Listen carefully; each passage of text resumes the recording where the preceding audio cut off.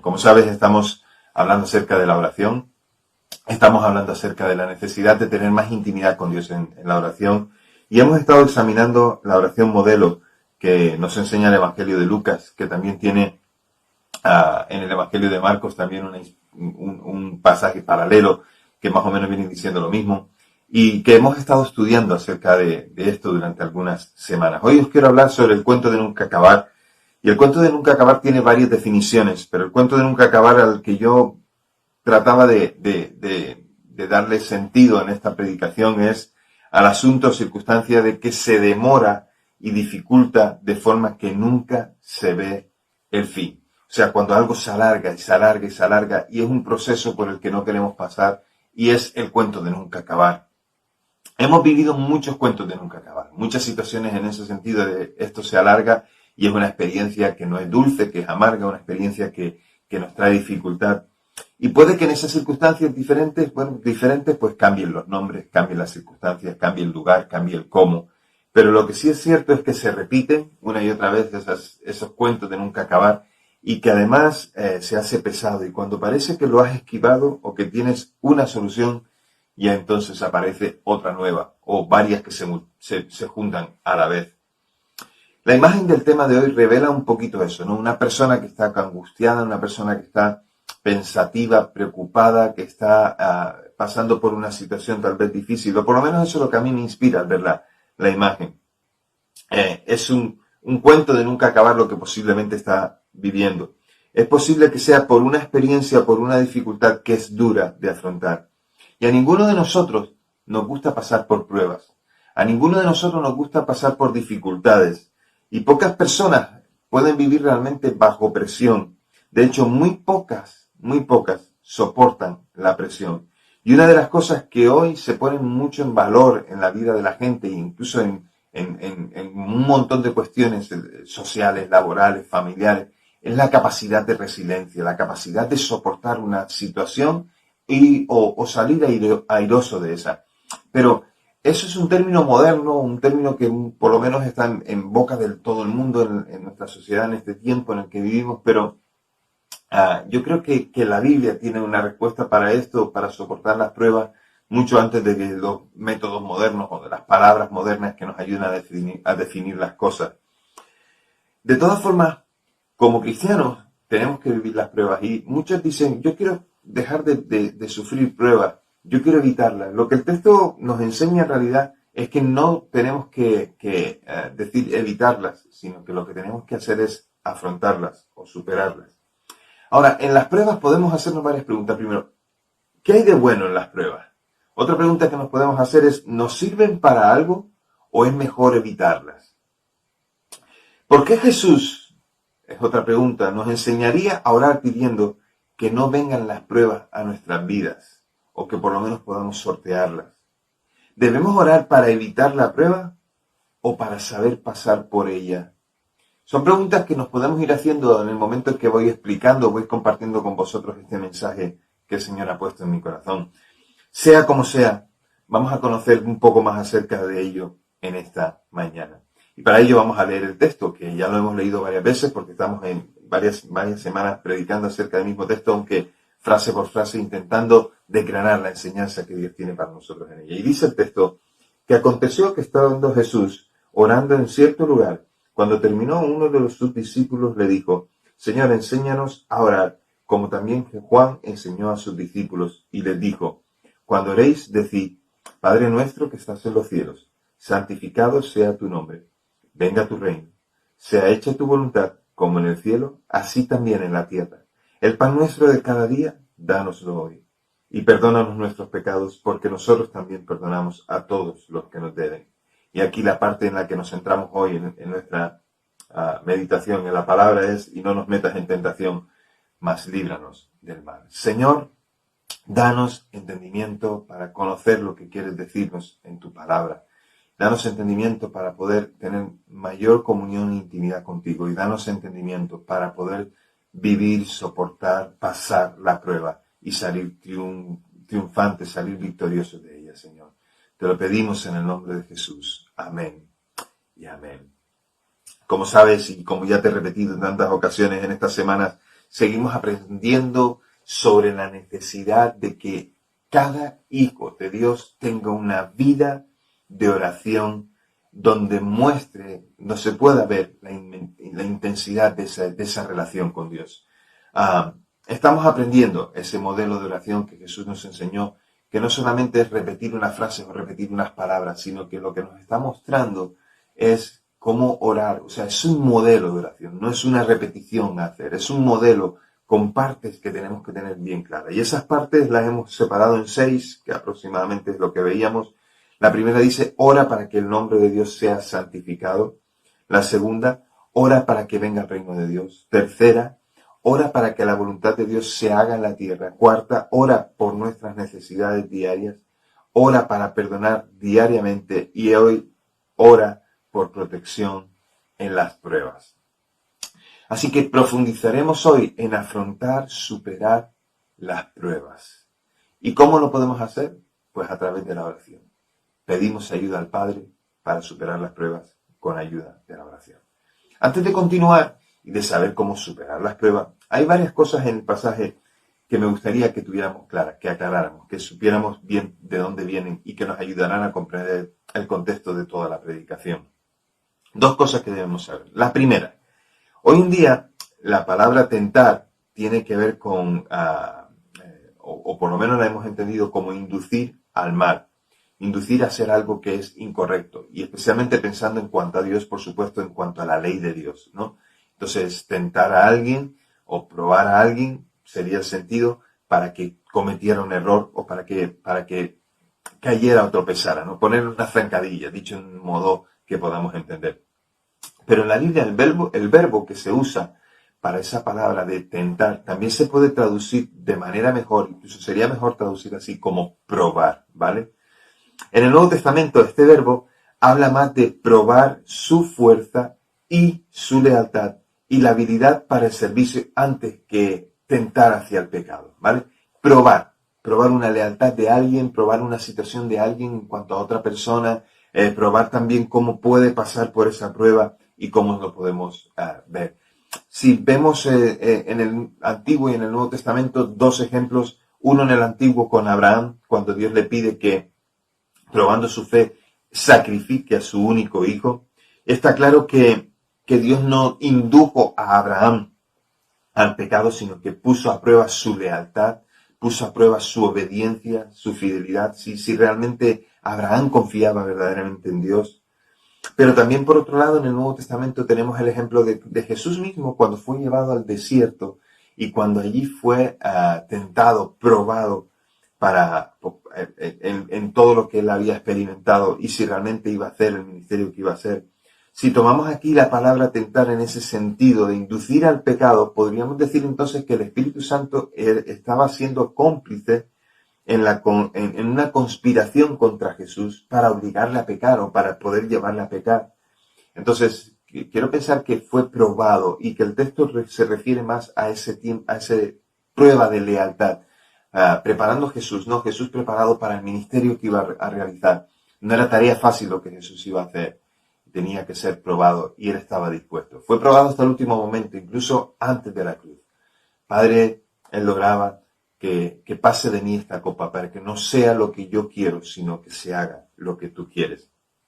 Así que el sentido original en el Nuevo Testamento, especialmente en el griego, muestra la idea de probar no como la de hacer caer, ¿vale? Sino que nos muestra el sentido de hacernos más fuertes, el sentido de llevarnos hacia una madurez, hacia un crecimiento, ¿verdad? Es, como, por decir así, como cuando juegan los chicos, ¿verdad? Los videojuegos y tal, pasas un nivel, has pasado las pruebas de ese nivel, pasas al siguiente y así sucesivamente hasta llegar hasta el final del juego. Entonces podríamos pensar que podemos fallar durante la prueba, pero se espera que salgamos de la prueba más fuertes y puros. Ese es el sentido de la prueba, ¿no? Y de la palabra probar ahí. Es decir, podríamos leer la frase diciendo, y no nos dejes entrar en una prueba, o más bien, ayúdanos a pasar por la prueba, ¿vale? Ese sería el sentido. La otra cosa, conforme a la frase que está en el texto que hemos leído, y que, bueno, aunque los manuscritos más antiguos no incluyen esa última parte de más líbranos del mal, Voy a hablar acerca de ello y es la segunda cosa que quiero referir, pero sí que está en Mateo y no añade nada ni quita nada, simplemente bueno, pues confirma lo que ya conocemos del texto bíblico. La primera cosa dije era el sentido de la palabra en griego, que más bien tiene ese sentido de probar. Y la segunda cosa es que la Biblia nunca especula sobre el origen y el poder del mal. Sabe de quién viene y quién es el que lo hace. Pero sí que, y sabiendo que está ahí, la mejor traducción para esta frase también última sería, mas líbranos del maligno, más que líbranos del mal. La Biblia nos enseña que Satanás es aquel que hace esa oposición, aquel que hace ese daño. Y lo que sí sabemos también por la Biblia es que Dios nos ha equipado a nosotros para poder actuar frente a las situaciones en las que el diablo quiera hacernos tropezar. Satanás, cuyo trabajo es oponerse a Dios, él está muy activo en esto. Su objetivo es hacer que el mal que se oponga a Dios y llevarle la contraria a Dios. Satanás significa adversario o enemigo. Y otro nombre que conocemos de él es diablo, que viene de esa palabra griega también diabolos, que significa calumniador. Entonces, de Satanás sabemos que se opone a Dios, que es mentiroso y otras tantas cosas más, pero quedémonos solamente ahí. De Satanás sabemos que él es el adversario de la humanidad. Se propone hacer fracasar el propósito de Dios y por lo tanto el propósito de la humanidad, que es tener un encuentro con Dios y tener una vida de adoración plena a Dios. De ese poder destructor es del que Jesús nos enseña en esta oración a ser librados, a pedirle a Dios ser librados de la garra del enemigo o de lo que puede llegar a hacernos el enemigo si no tenemos cuidado. Que yo sepa, ninguna persona se despierta un día y dice, uy, se me está quemando la casa. Me voy a sentar a ver cómo se quema, voy a escribir o leer todo lo que sé acerca de cómo se debe apagar un fuego, dependiendo de cómo se interviene en él. Nuestro hermano Jesús seguramente nos daría lecciones en cuanto a esto, pero yo dudo mucho que cualquier persona que se despierta o que en un momento determinado de un fuego se siente, generalmente conforme a lo que sabe o conforme a cómo aprendió o conforme a lo que fue instruido, va a actuar contra el fuego o va a salir de ese lugar donde está ese fuego para poder poner su vida en cuidado. Así que una de las cosas que nosotros tenemos que saber es que Satanás nos va a atacar. La segunda, y como parte de eso, nosotros tenemos que saber que tenemos que pelear contra esa situación. Él tratará de ponernos todas las zancadillas en el camino que sean necesarias para poder apartarnos de Dios. Y nosotros tenemos que pelear contra eso, tenemos que luchar contra eso. Y esas son las dos puntualizaciones que quería hacer, ¿no? El tema de probar y el tema de librarnos del maligno. Esas serían las dos puntualizaciones.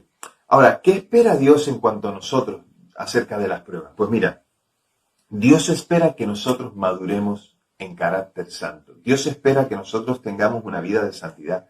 Dios espera que tengamos integridad, que sepamos actuar. Dios espera que sepamos salir de esa situación. Dios espera que nosotros podamos enfrentarla.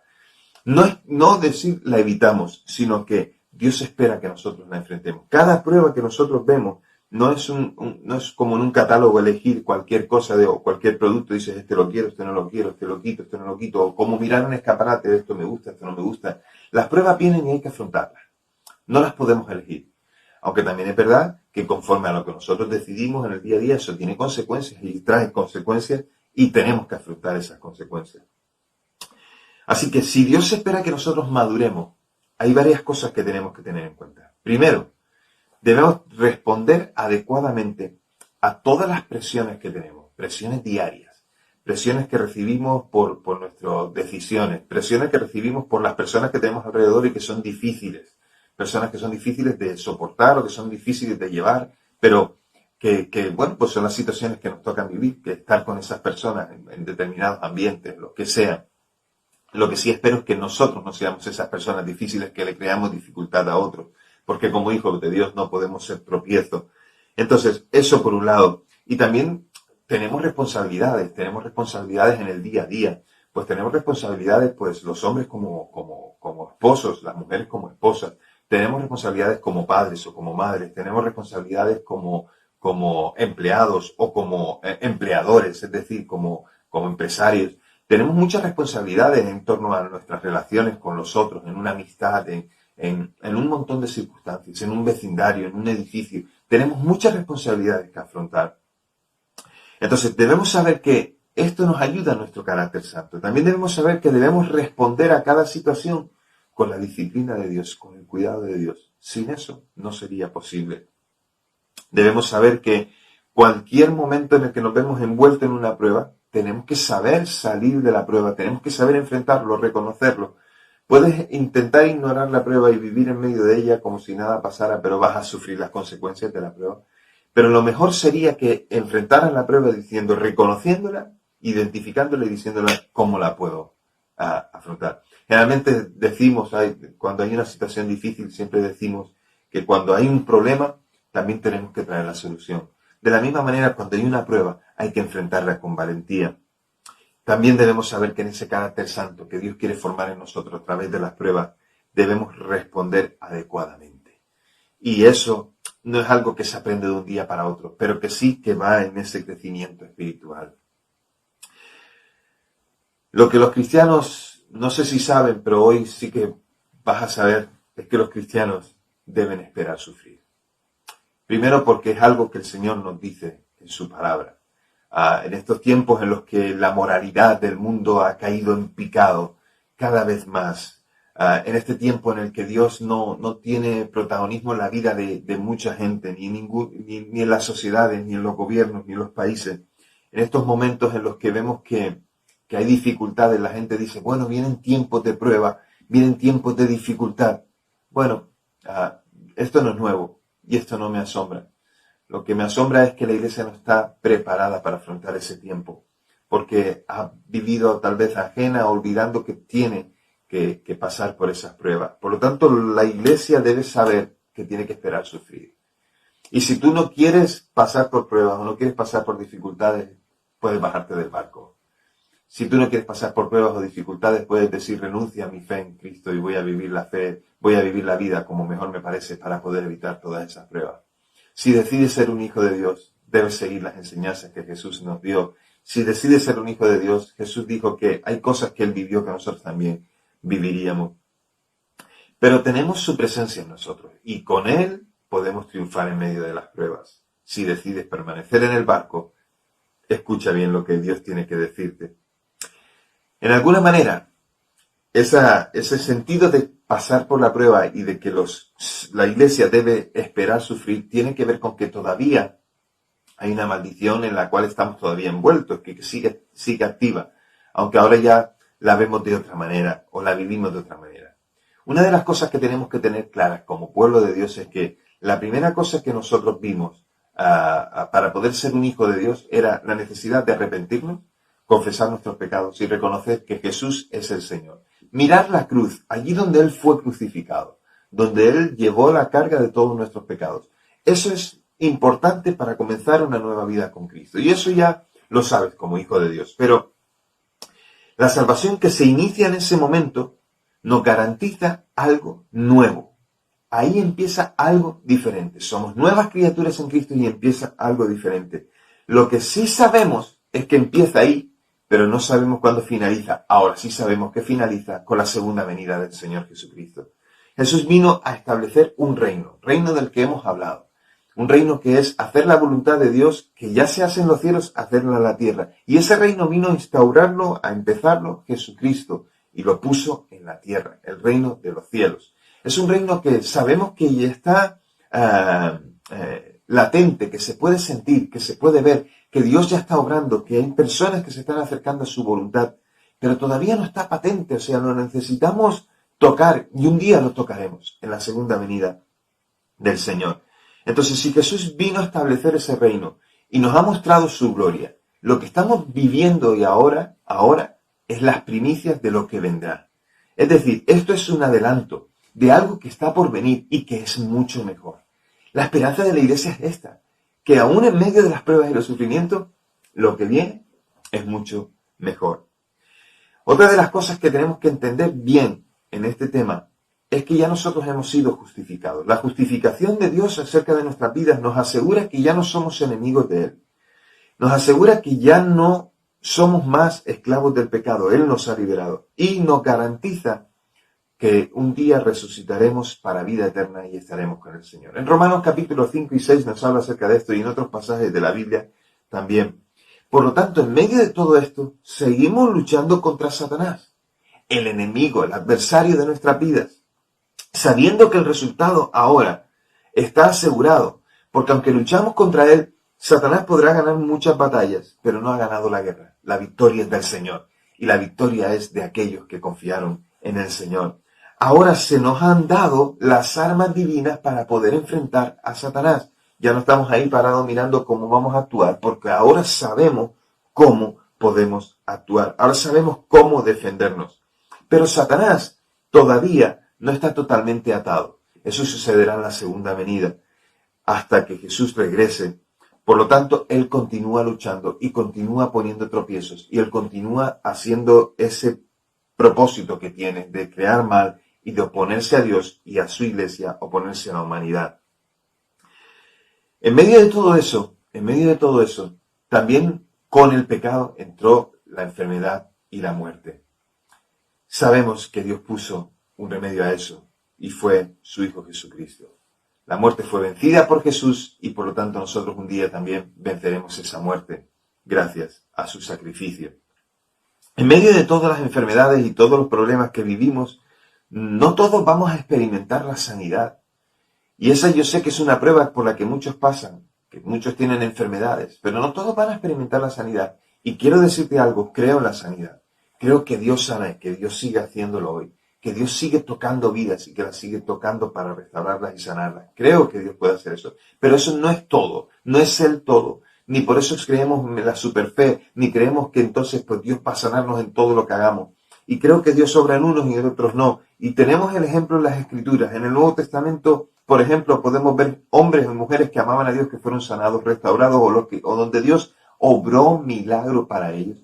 Pero también vemos otros que sufrieron por causa del nombre del Señor, o que sufrieron enfermedades y murieron, o que sufrieron por causa de esa persecución y fueron asesinados por causa del nombre de Cristo. Lo que quiero decirte es que de todas formas, cualquier sanidad es temporal.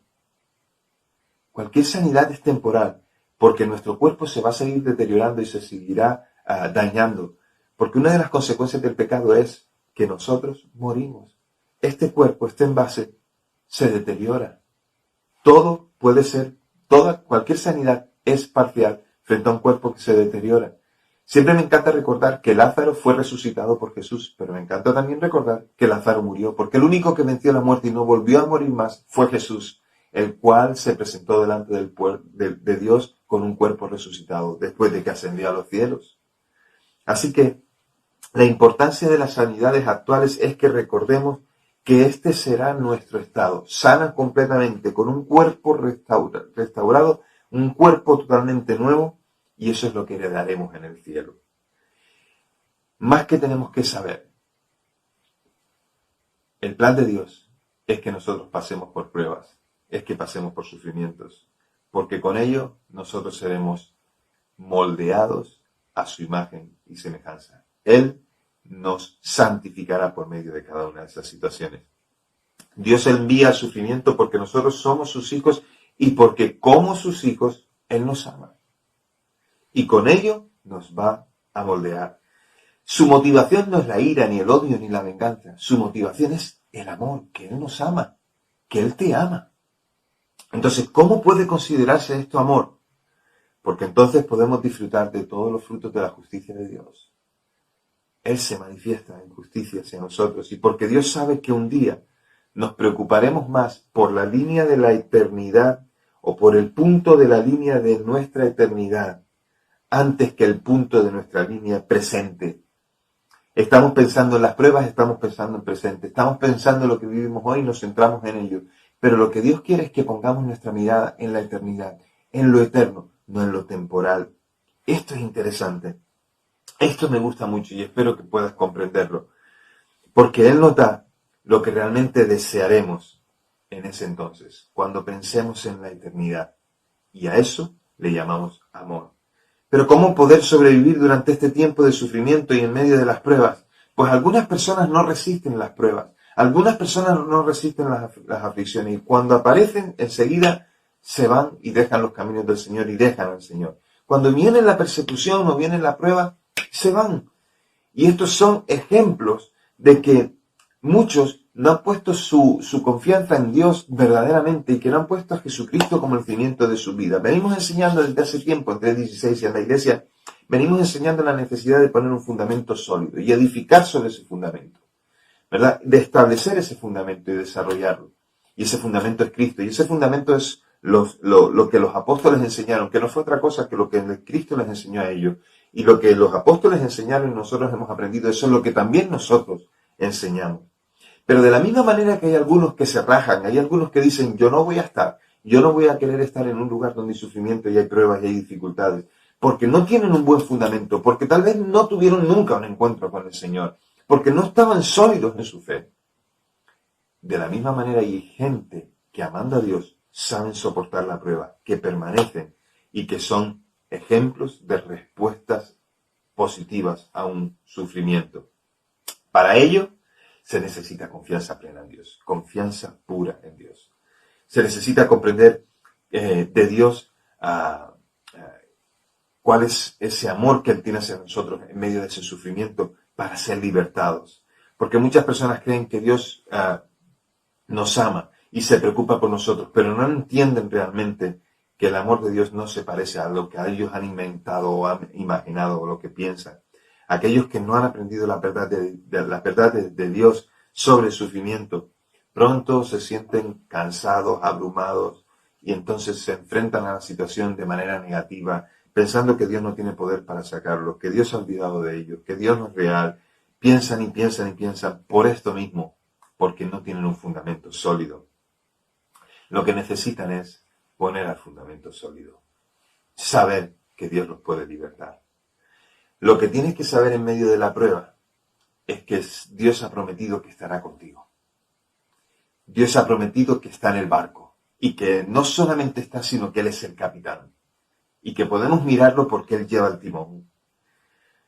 Tenemos que saber que podemos recibir de Dios la sabiduría y que podemos recibir de Dios también el amor en medio de las pruebas, en medio de las dificultades, de los sufrimientos, porque Él nos va a guiar, nos va a dar la sabiduría para afrontarla y nos va a mostrar su amor. Y lo que necesitamos es experiencias del amor de Dios en medio de las pruebas, en medio del sufrimiento. Necesitamos experimentar a Dios y su amor cubriéndonos.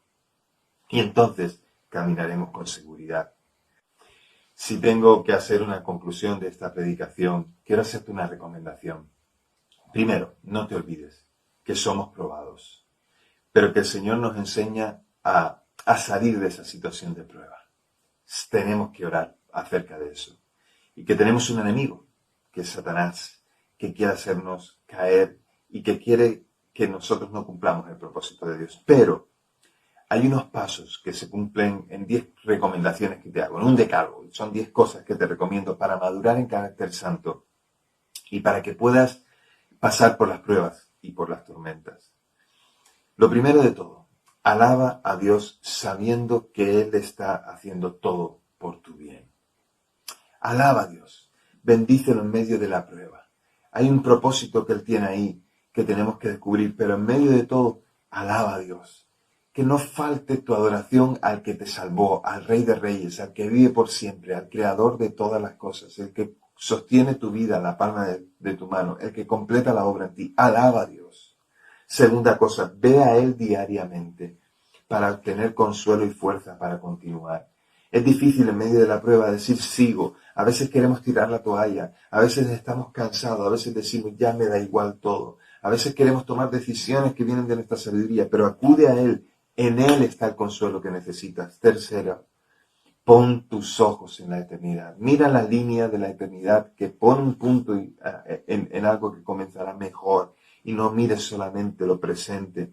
Si ponemos nuestros ojos en la eternidad, sabemos que toda prueba es pasajera. Cuarta cosa, pídele a Dios que te revele cuál es su propósito en esto. ¿Cuál es el propósito que Él tiene en medio de todo esto? Señor, ¿qué es lo que quieres hacer en mí? ¿Qué es lo que me quieres mostrar? ¿A dónde me quieres llevar? ¿Qué tengo que entender que no he entendido? Quinta cosa, ora diariamente por esa área de tu vida en la que Dios está trabajando. Hay algo en lo que Dios te está mostrando. Puede ser en la familia, puede ser en la economía, puede ser en la manera de hablar, en la manera de actuar, en los lugares a los que vas. Dios está trabajando en ti, en lo que son tus rasgos de personalidad, y Dios quiere cambiarte. Dile al Señor que te muestre cuál es el área en el que estás trabajando. Sexta cosa, ten disposición para confesar cualquier pecado que Dios te revele. Porque en medio de las pruebas también podemos actuar de manera que no es correcta. O en medio de las pruebas tal vez Dios nos quiere mostrar que hay algo que en nuestras vidas está mal. Estate dispuesta a confesar ese pecado. Séptima cosa, permite que haya sanidad interior, que haya restauración y liberación en tu vida. Deja que Dios limpie tu vida de todo aquello que pudiera ser una carga o un peso. Octava cosa, busca a alguien, cuéntale a alguien todo lo que estás pasando y pide sus oraciones. Alguien que ya tiene madurez en el Señor, alguien que ha pasado por diferentes pruebas, alguien que ha pasado por esas pruebas y permanece fiel a pesar de las dificultades o de que hayamos podido ver una montaña muy grande, alguien que no solamente tiene canas en la cabeza, sino que muestra que tiene sabiduría para poder enfrentar cosas.